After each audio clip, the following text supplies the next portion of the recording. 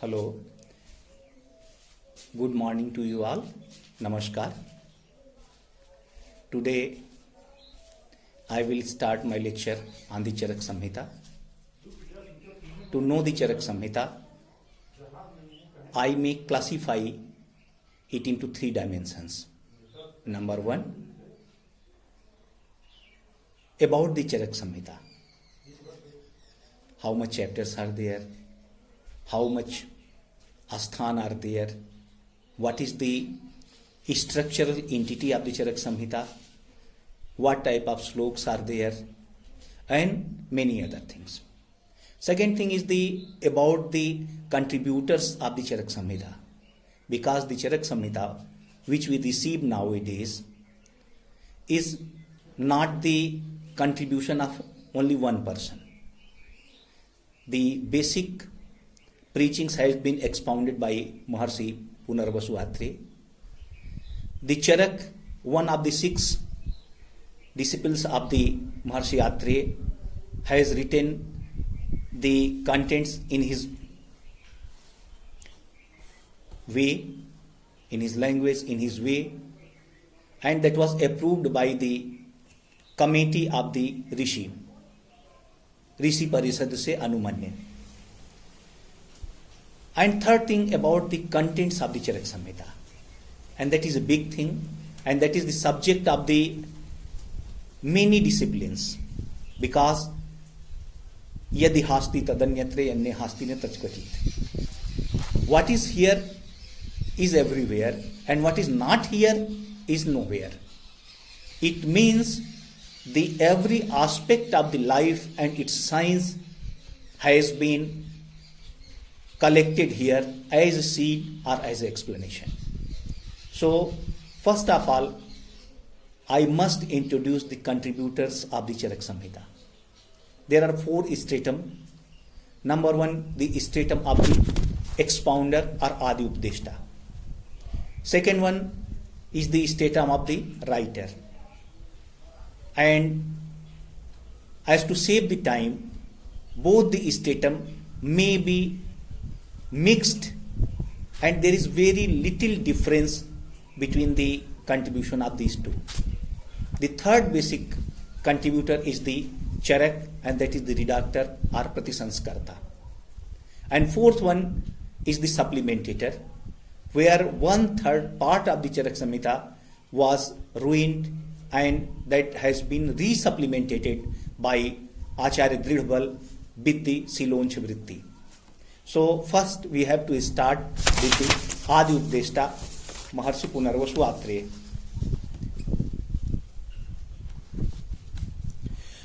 First question comes that amongst the Charak Samhita and Sushruta Samhita, which one is the chronologically more chronic or more older? There is reference in Charak Samhita, Tatra Dhanvantariyanam Adhikaram Kriyavidhav. It means the Dhanvantari has been quoted in Charak Samhita, but in Sushruta Samhita nowhere Maharshi Atre has been quoted. And it is a basic assumption that someone is of the opinion that Sushruta Samhita is the older. Maybe. But there is a reference in Sushruta Samhita that Trini Sasastini Asti Shatani Vedavadino Bhashante Shalya Tantre tu Trineo Shatani. There are only 300 bones according to the Shalya Tantra, though the Vedavadi they accept is as 360. The Charak Samhita is the one of the fundamental contribution of the Vedavadi. Charak etc. has been said the Vedavadi. And it is my opinion that Sushruta has indicated the Vedavadi for the Charak Samhita and many other granths. Why it is called the Vedavadi? Vedavadi means according to the mat of the Ved. There are many things. If you see the Charak Samhita, there are many words which cannot be explained according to the Pani Astadhyay. And they are not correct. Their sandhi is not correct according to the Panini Vyakaran. First one I may give as example. Sutrasthan, first chapter, Dirghan Jivitiyam Adhyaya. I think no sandhi is like that. Dirghajivam Jivitiyam or Dirghajiviniyam. But that is Dirghan Jivitiyam. अथा तो दीर्घं जीवितीयम अध्यायम व्याख्यास्यामः इति अस्मा भगवान आत्रेय. यज्ञ पुरुषी है. No संधि according to the प्राणी व्याकरण. यज्ञ पुरुषी है. गर्भावक्रांति, खुड्डिका गर्भावक्रांति, महती गर्भावक्रांति. These are the examples, and there are other many examples which can be contributed as the non-Panini contribution in the Charak Samhita. And that has not been rejected by the Charak, which is assumed to be the Mahabhashyakar, Maharishi Patanjali, the great grammarian. Mahabhashya Rachayita, Apratim Grantha Rachayita, Maharishi Patanjali has not corrected it. And even the Dridbala has not corrected it. It means there was something. Because basically this compendium was written in the Vedic period with the Vedic grammar, and as there are the many terms in the modern science, the Latin term is still they are going on. Sine die, vice versa, arteria profunda femori, like, and these words are the example of the Vedic pattern of the Charak Samhita. Second thing, that is the nomenclature of the chapters. That is the Vedic tradition. In Vedas, the first line of the chapter is depicted as the name of the chapter. Nasadi Sutra, Nasadasit, no Sadasit Tadanim. Ano Bhadri Sutra, Ano Bhadra Krita Yavantu Vishwata, Adabdhasa Aparitasha Udvidha. देवानु यथा सद्मिद्विदेह सन क्षिप्रायो रक्षितारो दिवे दिवे. चरक संहिता दीर्घं जीवितीयम अध्यायम. दीर्घ जीवित मनवीक्षण भरद्वाज मुपागत है. अपामार्ग तंडुली, अपामार्ग शिविज्ञानी पिप्पली मरिचांश. आरग बधी, आरग बधो सहित गजो कजंजय, लता गुरुचि मदनम हरिद्रे. Likewise. So these are the basic indications that the book was written in the Vedic period. What is the Vedic period? There is big debate into it.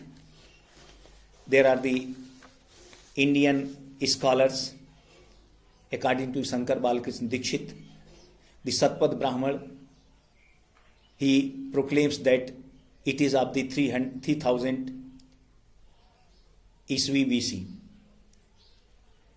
Bharati Jyotish Hindi Sanskaran Pristh 181. The Tilak and Jacobi, they calculate the Rig Veda as 6000 year back of the Isa Masih.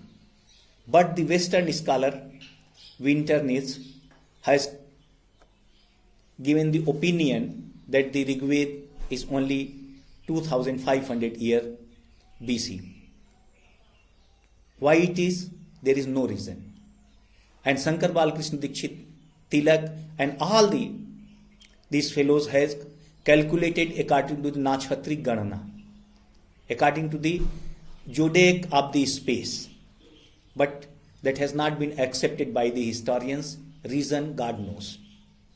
So if I assume that the Rig Veda, the writing of the Rig Veda has started 2500 BC and total completion has taken 500 years, then even since the father of Atreya, Maharshi Punarvasu Atreya, is the Atri. So Atri cannot be placed after the 2000 BC. And Atreya is his son. Atreya means the son and pupil of the Atri. So Shruta means son and pupil of the Sushrut. Atreya was the son and pupil both of the Maharshi Atreya. Rigved 1.3.1.9, Filiosa itself says that the Maharshi Atri was the father of Atreya and had been indicated in the Rigved 1.1.3.1.9.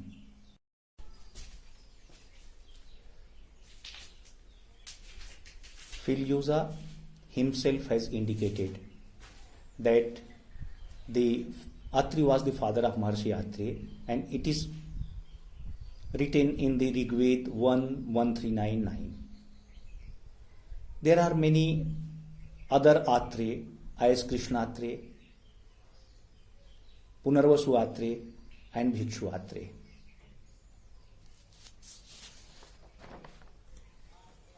The Krishna Atreya, Dr. Girindranath Mukhopadhyay has quoted the Siddhi Yog Sangrah, Vyakhya of the Sri Kanthadatta Kauladhikar, and found that the Krishna Atreya was the Acharya of Salya Sampradaya. But since the Chakrapani and Bhel both assume him as their teacher, so Krishna Atreya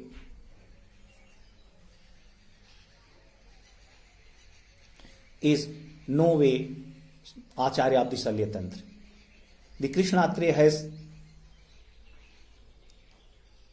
given many Siddhi Yoga before the Agnivesh. Second one is the Bhikshu Atreya. Dr. Hornley, Studies of the Ancient Indian Medicine Osteology, page 7 and 8, has declared that the Bhikshu Atreya and Punarvasu Atreya were the same person and he was the Bauddha Kalin. He has given some Upakatha of the Tripitak found from the Tibet and Singhali, and he assumed that the Atreya was the Samkalin to the Bhagwan Buddha and Ajatasattu, and he was the Acharya of Takshashila. In Charak Samhita, Sutra Adhyay 25th, Yajna Purushi Adhyay, the Bhikshu Atreya was in the Sangoshti with the Punarvasu Atreya. So both the persons were present, Atreya Bhikshu Atreya. And that's why it is very laughable, Hashyaspad, that Harley has taken such a type of reference.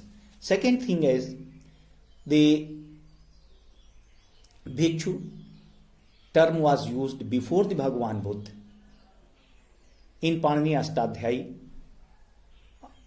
4.3.1.1.10 Parashar Shilalibhyam Bhikshunata Sutriyo. So Panini in the 8th century BC has given the Bhikshu term, and it was used for the Paribrat and Sannyasi. Krishnatreya and Punarvasu Atreya. Krishnatreya, since he was the Krishna Yajurved Adhyay, and that's why he was called the Krishnatreya. There are two references. Bhel Samhita, which is never redacted, there is a reference. Gandhar Bhumo Rajarshi Nagjijit Swarnamagata Sangriha Pado Prapaksha Chandra Bhagam Punarvasu. Here the Chandra Bhagam and Punarvasu, two terms has come for the Maharshi Punarvasu Atreya. But when there is a Shukla Yajurved Satpat Brahmana, there is not the name of Maharshi Punarvasu Atreya because he was the Krishnatreya, and that's why in Satpat Brahmana Nagnajit is there. Whole the Ghatnakram is there, but Maharshi Punarvasu Atre has not been quoted. So Maharshi Punarvasu Atre, even the Chakrapani has quoted Krishnatre Punarvasur Bhinna Eviti Vriddha. It is the declaration that Krishnatre and Punarvasu Atre were the same person, and since he was from the Krishna Yajurveda, that's why he is called the Krishnatre, as the Maharshi Vedavyas was called the Krishna Dvaipayan Vedavyas. And since he was from the Punarvasu Nakshatra, and that's why he called the Punarvasu. And Atre was his name because he was the son and pupil of the Maharshi Atri. And Bhikshu Atre was the separate person, and he has taken part in different Sangoshtis with the Maharshi Punarvasu Atre. Then what is the time period of the Maharshi Punarvasu Atre?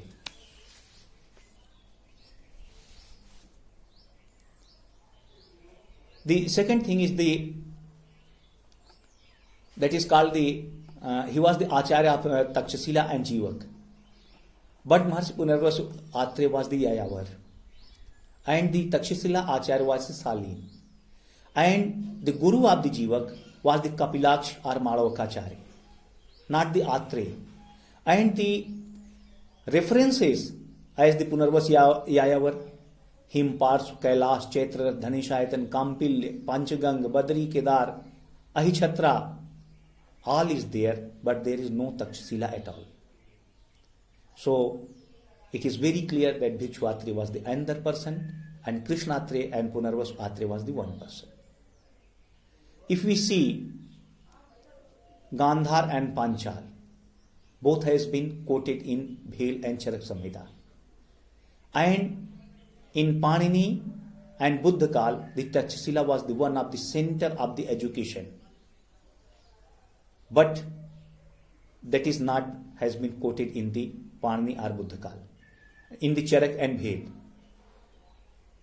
If we assume that the time period of the Panini was 8th century BC according to the Bhandarakar, and Buddha was the 6th century BC, the Kampil and Panchal has been quoted in Shukla Yajurveda and Kathak Samhita. And Gandhar is in the Satpad Brahmana and Atireyi. So it is very clear that Atre and Gandharpati Nagnajit are the Samkalin, and it can be said that the Punarvasu Atre was in contemporary to the Satpad Brahmana. And if we see the Filiosa, that Maharshi Atri was the father of Atre, and he was one of the Mantra Drashta Rishi of the Rigveda. So the time period of the Maharshi Atre can be assumed sometime later part of the Rigveda, and that can be maximum before 2000 BC. Okay, today we have discussed the Maharshi Punarvasu Atre. He is the expounder of the Charak Samhita. His 6 Shishya, Agnivesh, Bhel, Jatukarna, Harit, Charpani and Parasar, has given the compendiums to the Ayurveda. The compendium of the Maharshi Agnivesh is renowned as Charak Samhita. Maharshi Atre is called the Krishna Atre and Punarvasu Atre. His father was Maharshi Atri. He was the Rigvedic Rishi and Mantra Drashta Rishi of the Rigveda. His mata was the Chandrabhagi. Probably his birthplace was near the Chandrabhaga Nadi, near the Chenab in Punjab. And his time period was 2000 before Christ. Today in this lecture it may be summarized, and in next lecture I will start about the Agnivesh and Maharshi Charak. Thank you very much.